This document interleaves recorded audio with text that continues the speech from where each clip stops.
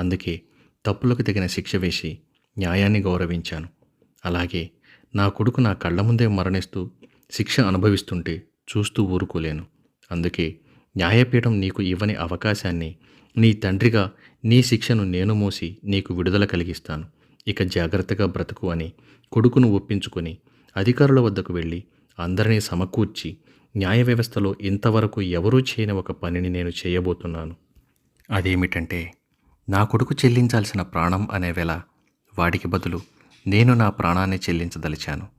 వాడి తప్పుడు జీవితాన్ని దిద్దుకొని బ్రతికే అవకాశాన్ని వాడికి కల్పించాలని కోరుకుంటున్నాను. దయచేసి నాకు సహకరించమని వారిని వేడుకొని కొడుకు స్థానంలోనికి వెళ్ళిపోయాడు. కొడుకును విడిపించాడు. ఉరిశిక్ష పొందే సమయం దగ్గర పడింది. అధికారులు ఆయన దగ్గరకు వచ్చారు. అయ్యా, రేపు మిమ్మల్ని ఉరి తీస్తాము. ఏదైనా చివరి కోరిక ఉందా? ఉంటే కోరుకోండి అని అడిగారు.